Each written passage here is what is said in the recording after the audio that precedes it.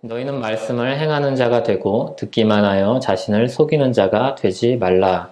누구든지 말씀을 듣고 행하지 아니하면 그는 거울로 자기의 생긴 얼굴을 보는 사람과 같아서 제 자신을 보고 가서 그 모습이 어떠했는지를 곧 잊어버리거니와 자유롭게 하는 온전한 율법을 들여다보고 있는 자는 듣고 잊어버리는 자가 아니요 실천하는 자니 이 사람은 그 행하는 일에 복을 받으리라. 누구든지 스스로 경건하다 생각하며 자기 혀를 제갈 물리지 아니하고 자기 마음을 속이면 이 사람의 경건은 헛것이라. 하나님 아버지 앞에서 정결하고 더러움이 없는 경건은 곧 고아와 과부를 그 환난 중에 돌보고 또 자기를 지켜 새 속에 물들지 아니하는 그것이니라. 아멘. 주님의 은혜가 우리와 함께 하기를 소원합니다. 야고보서는 시험의 문제를 다루면서 시작합니다. 왜 시험에 빠진다고 이야기를 합니까? 세상 영광을 사랑하는 그 마음 때문에 사람들이 시험에 빠집니다. 세상 영광이 얼마나 화려하고 좋아 보이는지 신자들까지도 우리 그 마음이 흔들리고 욕망을 자극하여서 시험에 빠집니다. 그런데 야고보서가 우리에게 가르쳐주는 것은 지혜는 그 세상 영광은 잠깐이라는 겁니다. 금방 말라서 사라지는 꽃과 같다는 겁니다. 이런 생각은 야고보가 그냥 나이 들고 보니까 그렇더라 하는 그런 인생의 지혜가 아닙니다. 하나님의 말씀이 우리에게 주는 지혜요, 우리를 세상에서 지키고 꺼내주시는 하나님의 은혜입니다. 잠시 지나가는 꽃과 같은 아름다움이 세상 영광입니다. 영원하신 하나님이 그것을 너무나도 잘 알고 계시고 우리를 사랑하시는 하나님이 그 세상 영광의 허망함을 깨닫게 해주셔서 그 허망한 길로 그것을 쫓아서 살지 않게 하십니다. 그리고 우리를 영원한 생명의 길로 쫓아가게 하시죠. 야고보서 1장 11절을 보면 이사야서를 인용해서 이야기합니다. 세상 영광은 풀과 꽃과 같아서 시들어서 다 말라버린다고 이야기합니다. 그러니까 그 허망한 길에서 나오라는 겁니다. 영원히 서는 말씀의 길을 쫓아서 가라고 하는 겁니다. 그런데 야고보서 1장 11절을 보면 이사야 40장 6절과 7절을 인용해서 이야기합니다. 그런데 이사야서 40장 6절과 7절을 보면 이 풀과 꽃과 같은 세상 영광에 대해서 이야기를 한 다음에 8절에 가면 하나님의 영광, 영원히 서는 하나님의 말씀을 선포합니다. 그래서 그 영원히 서는 하나님의 말씀을 쫓아서 살라고 이야기를 합니다. 그 말씀이 이사야서 40장 8절인데 우리 잘 아는 말씀인데 한번 같이 읽어보겠습니다. 풀은 마르고 꽃은 시드나 우리 하나님의 말씀은 영원히 서리라 하라. 그런데 이상하게도 야고보서는 40장 6절이랑 7절은 인용을 하는데 이 8절은 쏙 빼놓고 자기가 하고 싶은 얘기를 하는 것처럼 느껴집니다. 앞에 세상 영광의 허망함을 이야기했던 이 구절만 인용을 하고 뒤에 사실상 8절이 결론인데 이 결론을 빼버려서 좀 균형을 잃어버리는 것 같은 느낌이 들 수 있습니다. 그러면 왜 그랬을까요? 야고보서가 읽던 이사야서 두루마리를 벌레가 파먹어서 이사야서 40장 8절 부분이 빠져서 그랬을까요? 아마 주의 형제 야고보는 이 말씀을 외우고 있었을 것입니다. 그리고 많은 유대인들이 이 말씀을 기억하고 있었을 것입니다. 그런데 왜 이 중요하고 유명한 말씀을 빼놓았을까요? 야고보서는 이사야서 40장 8절을 그대로 가져와서 인용하지는 않지만 12절 이후의 내용을 다 보면 초점이 어디에 맞춰져 있는가 하면 영원한 하나님의 말씀에 초점이 맞춰져 있습니다. 그러니까 12절 뒷부분도 하는 얘기는 계속해서 하는 얘기는 시험을 이기는 지혜와 그리고 우리 안에 주신 생명과 우리가 따라야 될 것이 무엇인가 하면 하나님의 영원한 말씀이라는 것을 풀어서 설명을 하고 있는 것입니다. 야고보서는 신약의 성도로서 예수 그리스도 안에서 풍성하게 온전하게 드러난 이 영원한 하나님의 말씀을 우리에게 풀어서 설명을 해주고 있는 겁니다. 이사야서 40장 8절이 그러니까 이 뒤에 있는 모든 내용에 녹아 들어 있는 겁니다. 18절을 보면 주님의 백성은 하나님이 자기 뜻을 따라서 진리의 말씀으로 낳은 사람들이다 이렇게 이야기합니다. 그러니까 여기 영원한 말씀을 진리의 말씀이라는 표현으로 바꾸어 쓰고 있습니다. 그래서 시험에 빠지지 않는 지혜는 이 진리의 말씀을 따라서 듣기는 속히 하고 말하기는 더디 하는 데 있습니다. 하나님의 이 진리의 말씀을 듣고 말해야 합니다. 그리고 이 말씀은 어떤 말씀인가 하면 너희 영혼을 능히 구원할 바 마음에 심어진 말씀입니다. 이게 22절입니다. 너희 영혼을 능히 구원할 그런 능력의 말씀이며 마음에 심어진 말씀이 영원히 서는 하나님의 말씀입니다. 사실 이거는 이사야서 맥락과도 굉장히 잘 이어지는 말씀입니다. 왜냐하면 이사야서 맥락에서 이 영원히 서는 말씀이 어떻게 주어지는가 하면 성령 하나님의 역사로 각 사람의 마음에 심겨지기 때문입니다. 그것을 야고보서는 이렇게 풀어 쓰고 있는 겁니다. 너희 영혼을 능히 구원할 바 마음에 심어진 말씀이라고 풀어서 쓰는 겁니다. 그리고 그 말씀을 25절에 보면 뭐라고 이야기하냐면 자유롭게 하는 온전한 율법이다 라고 이야기를 합니다. 그러니까 야고보서가 이사야 40장 8절을 그대로 인용하고 있지는 않지만 12절부터 18절, 22절, 25절에 이어서 계속해서 영원한 하나님의 말씀이 무엇인가를 설명하고 있는 겁니다. 그러므로 이사야서 40장 8절은 누락이 된 게 아니라 야고보서가 그 말씀을 완전히 소화해서 예수 그리스도 안에서 주님의 교회들에게 이야기하는 겁니다. 그렇게 함으로 주님의 교회가 시험을 벗어나서 온전히 구비하고 조금도 부족함이 없게 하는 주님의 뜻을 이루기를 바라는 것입니다. 하나님의 말씀은 우리에게 이런 온전한 길을 가르쳐주는 영원히 서는 말씀입니다. 주님의 말씀은 우리에게 새 생명을 주는 능력이요. 주님의 말씀은 우리에게 이미 심겨져서 계속해서 자라나고 있는 생명입니다. 주님의 말씀이 우리 안에 심겨지고 자라나는데 그 말씀은 영원히 썩지 않습니다. 썩지 않기 때문에 영원한 말씀입니다. 주님의 말씀은 우리가 썩지 아니할 시 영원한 생명을 얻었음을 깨닫고 살아있는 자로 살아야 됨을 알려주는 말씀입니다. 우리가 그래서 주님의 말씀을 보면 하나님이 사랑으로 우리를 위해서 이루신 일을 보게 됩니다. 예수님이 오셔서 우리 모든 죄를 지고 죽으신 그 일을 보게 됩니다. 예수님이 부활하셔서 우리의 소망이 되신 일을 보게 됩니다. 성령님이 사람들 안에 오셔서 생명을 주시고 말씀을 따라 살게 하신 역사들을 봅니다. 그리고 생명을 가진 사람들이 어떻게 살아야 될지를 깨닫게 해줍니다. 이것이 우리 안에 심겨진 영원히 살아있는 주님의 말씀입니다. 주님이 우리에게 이 보물을 주셨습니다. 우리가 보물을 찾은 복된 사람임을 잊지 마시기 바랍니다. 그럴 때 우리는 이 말씀에 듣기에 속히 하고 우리 말하기에 더디하는 사람들이 될 수 있습니다. 듣기에 빠른 사람이 되십시오. 그리고 온유함으로 주님의 말씀을 듣는 사람이 되십시오. 힘써 복된 주님의 말씀을 읽는 삶을 사시기 바랍니다. 거기서 우리의 생명이 꽃피고 열매 맺을 것입니다.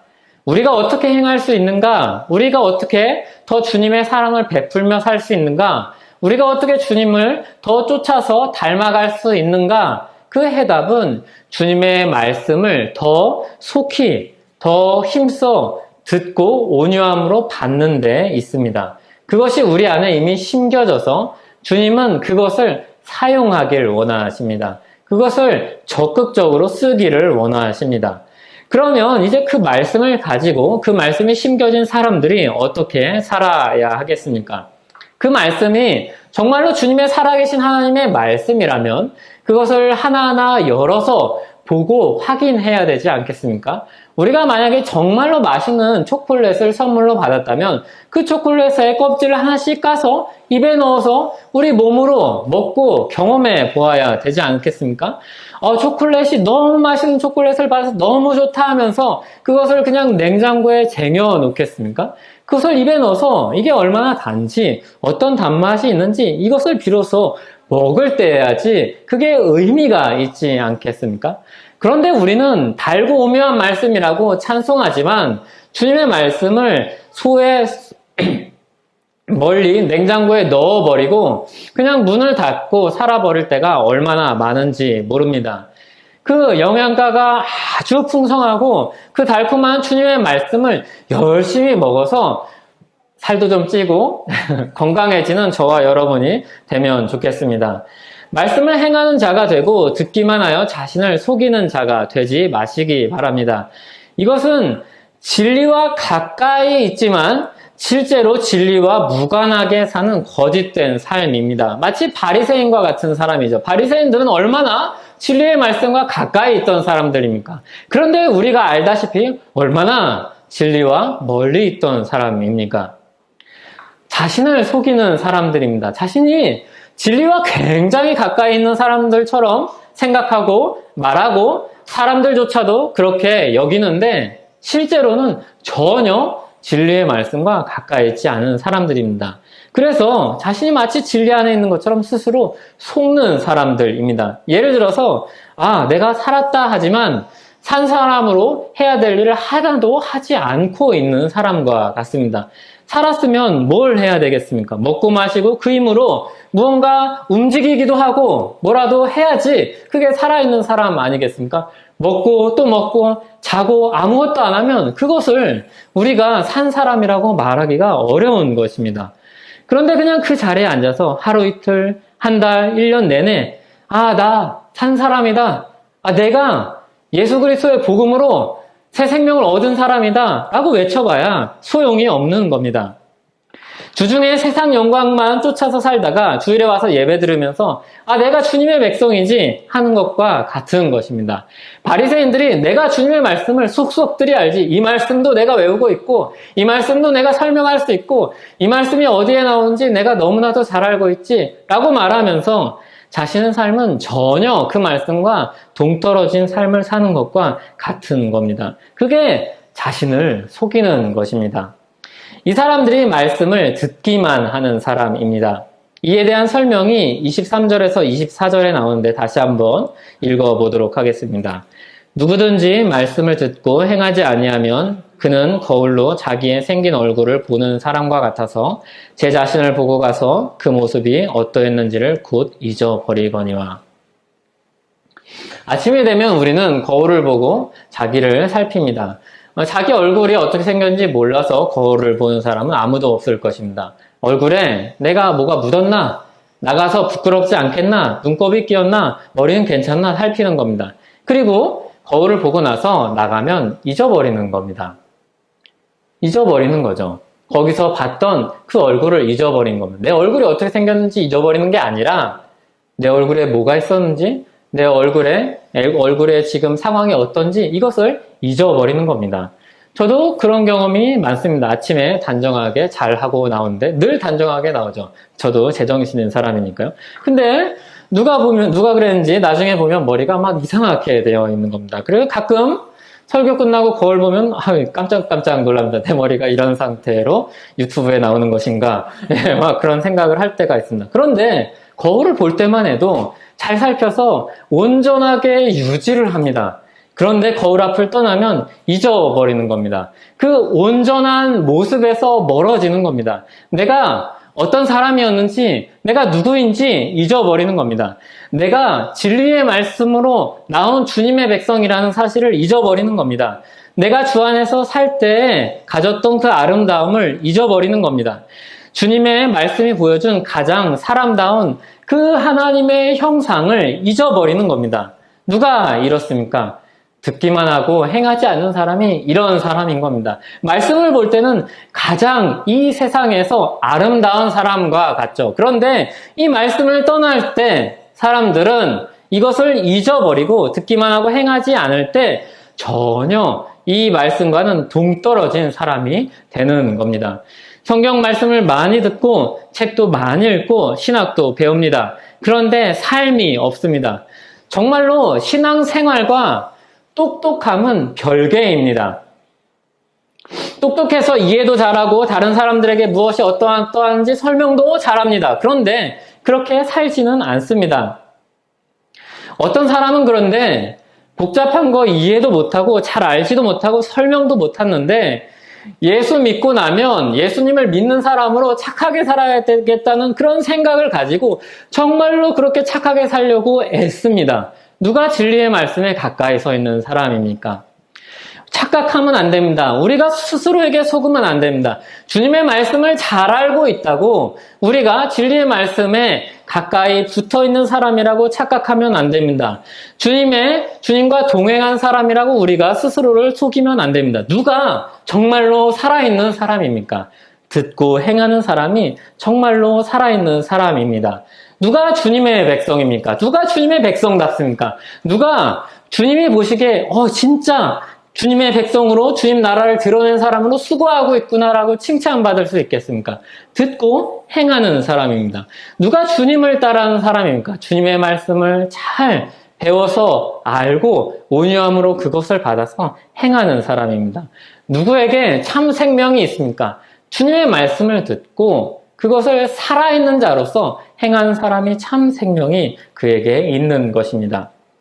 그래서 야고보서는 그러므로 참 진리의 말씀을 배우라 이렇게 말하고 그치지 않고 그 말씀이 우리에게 심겨졌으니 그 말씀을 들었다면 그 말씀을 듣는다면 온유함으로 받는다면 그렇게 살라고 이야기하는 겁니다. 그래서 듣기만 해서 마치 자신이 신자로서 살아야 될 삶을 다 산 것처럼 이야기하면서 스스로 속이는 삶을 살지 말라고 그런 삶을 떠나라고 권면합니다. 그런 삶에 대한 평가가 26절에 나오는데 26절을 다시 한번 읽어보겠습니다. 누구든지 스스로 경건하다 생각하며 자기 혀를 재갈 물리지 아니하고 자기 마음을 속이면 이 사람의 경건은 헛것이라. 그런 신앙은 아무것도 아니다라고 이야기합니다. 마치 사도 바울이 사랑 없는 그 교인들의 삶이 고린도 교회의 삶이 아무것도 아니라고 이야기한 것처럼 이런 삶은 아무것도 아니다. 듣기만 하는 신앙 아무것도 아니다 라고 이야기를 합니다. 그 자리에 머물러 있지 않고 오늘 주님의 말씀을 보고 듣고 순종하여서 행하는 저와 여러분 되기를 소원합니다. 듣기만 하는 이 신앙 문제를 지적하고 야고보서는 거기 머물러 있지 않고 이제 그러면 참 신앙의 모습이 어떠한가 이것을 우리에게 보여줍니다. 진짜 신앙이 뭔가 이것을 밝혀줍니다. 앞에서 듣기만 하는 신앙이 거울을 보고서 금방 잊어버리는 사람과 같다 이야기했습니다. 그런데 이 거울은 그 당시 거울은 지금처럼 좋은 거울이 아니라 흐릿한 거울이었습니다. 그래서 자기 모습을 보되 자기 모습을 흐릿하게 불분명하게 볼 수밖에 없는 거울이었습니다. 그런데 주님의 말씀을 본다는 건 그 흐릿한 거울을 보는 것과 전혀 다릅니다. 그래서 우리를 온전하게 보게 해주죠. 우리를 제대로 보게 해줍니다. 그래서 이 온전한 율법을 보면 우리가 참 자유를 얻습니다. 진짜 내가 누구인지를 확인하고 정말로 영원한 삶이 어디인지를 보게 됩니다. 그래서 우리가 우리의 현실과 그리고 우리가 바라보고 있는 소망이 무엇인지를 정확하게 보게 해줍니다. 그것을 그냥 남의 이야기가 아니라 내 이야기로서 내 현실과 그리고 내가 가야 할 길과 내가 다다르게 될 곳을 분명하게 보여줍니다. 그래서 25절에 나온 것처럼 그것은 자유롭게 하는 온전한 율법입니다. 이 흐릿한 거울이 아니라 자유롭게 하는 온전한 율법을 들여보고 있는 자가 누구인지를 이야기합니다. 사람들이 자신을 평가하고 그리고 더 나은 길로 가기 위해서 자신을 많이 돌아보자 이런 이야기를 합니다. 그런데 자신을 많이 돌아봤자 자신의 생각으로 자신을 볼 수밖에 없습니다. 그런데 객관적으로 우리 현실과 우리의 죄와 그리고 우리의 나아갈 바를 알려주는 것은 주님의 진리의 말씀 외에는 없습니다. 그렇기 때문에 우리 스스로 우리 자신을 돌아보는 것으로는 불충분합니다. 또 우리가 가지고 보고 있는 어떤 좋은 모델, 신앙의 모델이라 할지라도 그것으로도 불충분합니다. 우리에게 주어진 하나님의 말씀을 통해서 우리를 비춰보아야 합니다.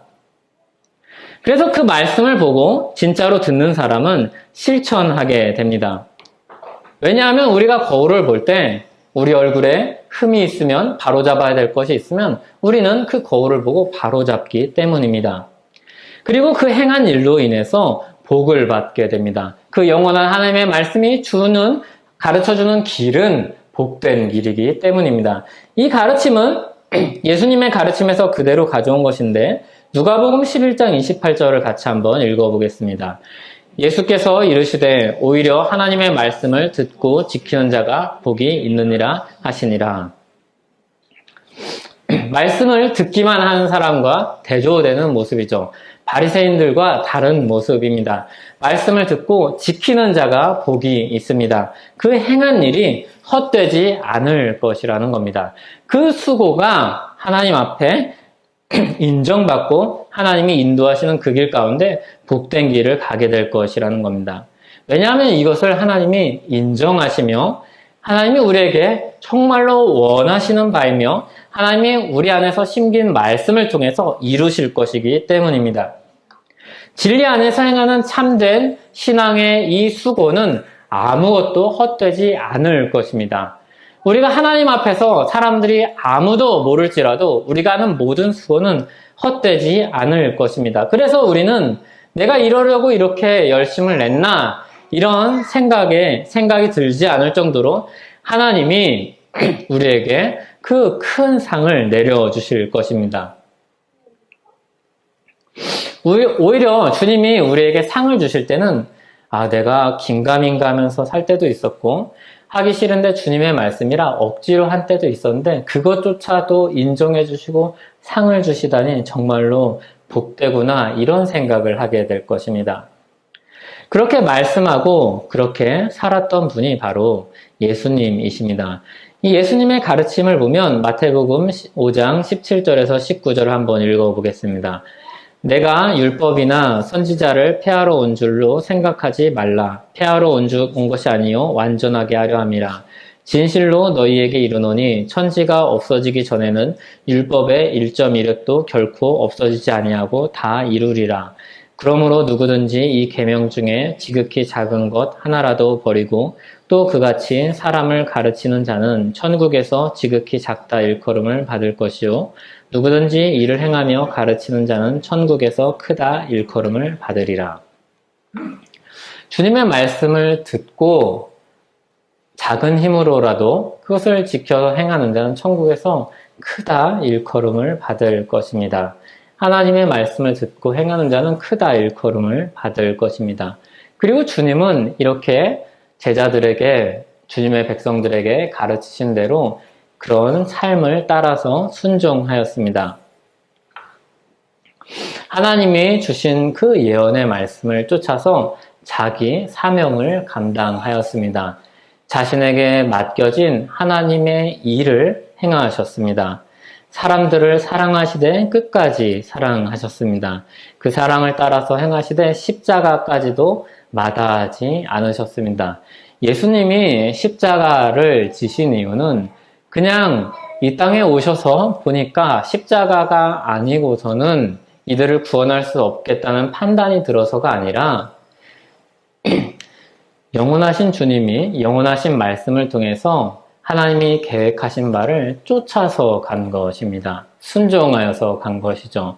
주님이 우리의 연약한 죄를 용서해 주시기 위해서 우리의 그 비참한 상태에서 구원해 주시기 위해서 메시아를 보내시고 그리고 그 메시아가 우리 모든 죄를 대신 지고 죽으신다는 그 말씀을 쫓아서 십자가를 간 것입니다.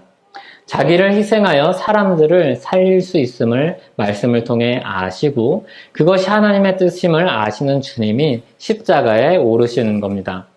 사람들은 다 예수님이 자기 죄로 십자가에 달렸다고 생각했지만 예수님은 죄가 없으시지만 말씀에 순종하여서 그 십자가에 달리신 것입니다. 거기서 우리 죄와 함께 죽으셨고 자유롭게 하는 온전한 율법을 이루셨습니다. 정말로 우리를 자유롭게 하셨고 그리고 우리를 온전한 길로 인도하셨습니다. 자유롭게 하는 이 온전한 율법이 예수 그리스도 안에서 이루어졌습니다.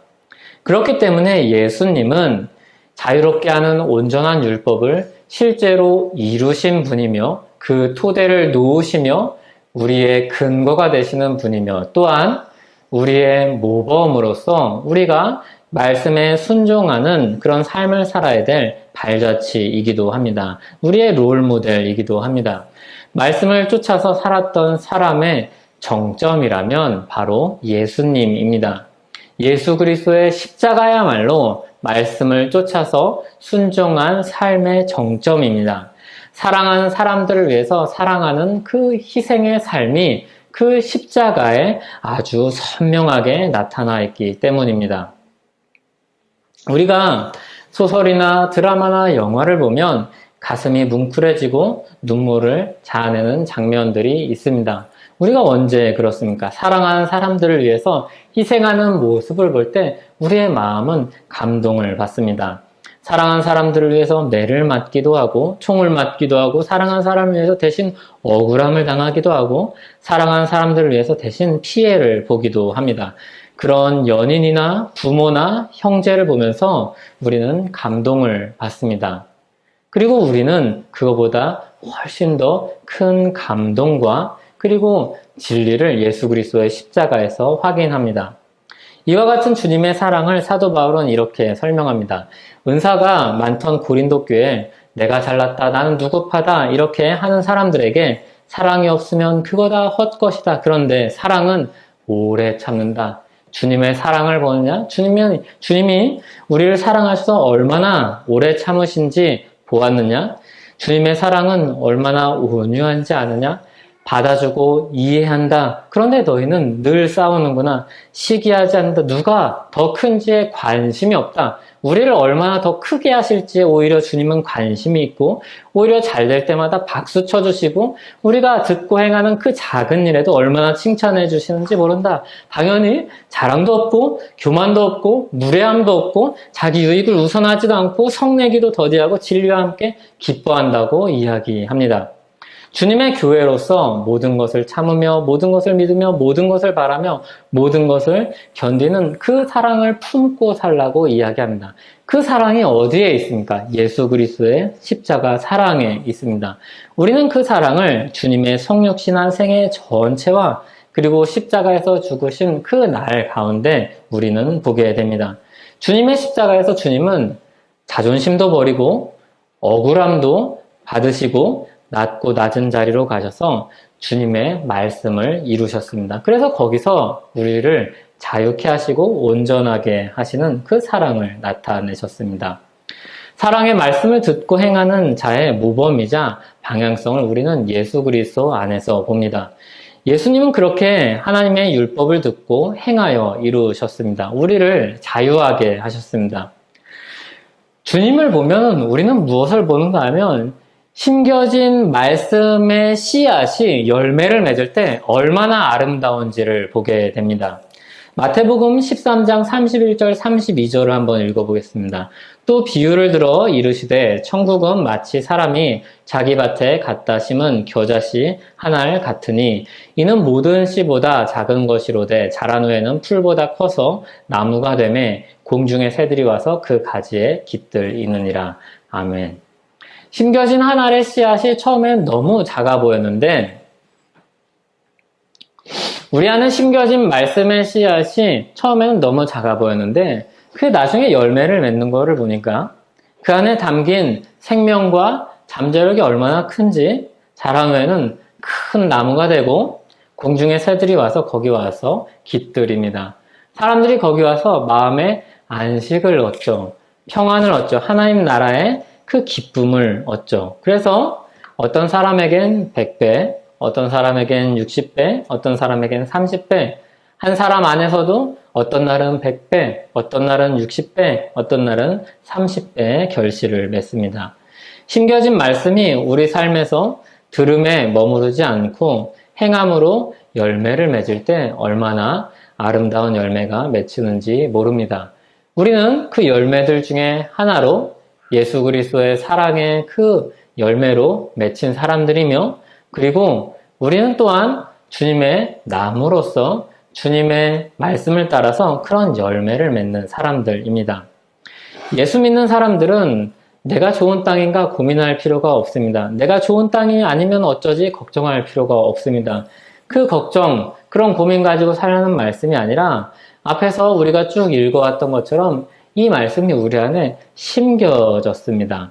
그러므로 이게 심겨졌으니 그 씨앗을 품은 사람으로서 살라는 권면입니다. 행함으로 구원을 얻으라는 말씀이 아니라 믿는 자로서 행하라는 말씀이죠. 우리가 얼마나 큰 복을 받은 사람인지, 우리 안에 담긴 씨앗이 무엇인지, 우리 안에 하나님이 심으신 씨앗이 무엇인지 말씀의 거울을 보고서 확인하고 또 점검하고 또 살펴서 그 아름다움을 유지하고 더 아름답게 가꾸어가는 사람이 되라는 말씀입니다. 말씀의 거울을 집어서 들고 보고 가지고 다니고 그렇게 해보라는 말씀입니다. 예수님이 산상수훈을 마치면서 마태복음 7장 17절 18절에서 이렇게 말씀합니다. 같이 한번 읽어보겠습니다. 이와 같이 좋은 나무마다 아름다운 열매를 맺고 못된 나무가 나쁜 열매를 맺나니 좋은 나무가 나쁜 열매를 맺을 수 없고 못된 나무가 아름다운 열매를 맺을 수 없느니라. 믿음이 없으면 이걸 보고 내가 나쁜 나무인가 보다 라고 죄책감에 빠집니다. 하지만 믿는 사람들은 맞아, 내가 좋은 나무지 확인하는 겁니다. 못된 나무가 아름다운 열매를 맺을 수 없습니다. 그러니까 못된 나무에겐 아름다운 열매를 맺으라고 요구할 수 없습니다. 좋은 씨가 심겨진 좋은 나무가 아름다운 열매를 맺습니다. 야고보서는 이 이야기를 하는 겁니다. 좋은 열매를 맺으라는 말씀은 좋은 나무에게 하시는 말씀입니다. 좋은 나무인 주님의 백성들에게 하시는 말씀입니다. 듣기만 하고 행하지 않는 자가 돼서 헛되이 살지 말라는 겁니다. 심겨진 말씀을 가진 자로서 온전한 삶으로 나아가서 열매를 맺으라는 말씀입니다.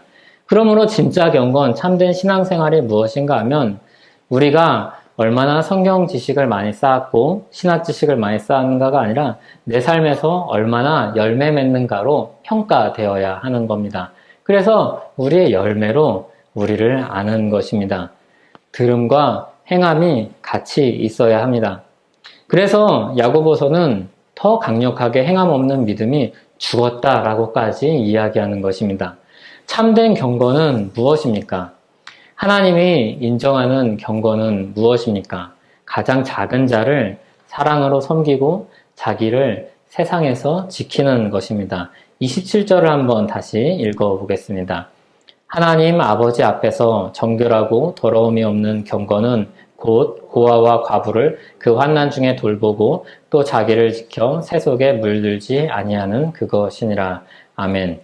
주님은 마지막 때에 우리에게 말씀하실 것입니다. 내가 맡겼던 2달란트, 5달란트로 사랑하면서 살았구나. 수고했다. 잘했다. 주님은 또 말씀하실 것입니다. 내가 줄일 때 먹을 것을 주었고 목마를 때 마시게 하였구나. 나그네 됐을 때 영접해줬지. 고맙다. 너희가 여기 내 형제 중에 지극히 작은 자 하나에게 한 것이 곧 내게 한 것이니라. 이렇게 우리에게 말씀하시며 칭찬하실 것입니다. 우리에게 맡겨진 대로 우리가 행한 대로 우리에게 상 주실 것입니다. 천국에서 우리를 크다고 사람들 앞에서 칭찬하실 것입니다.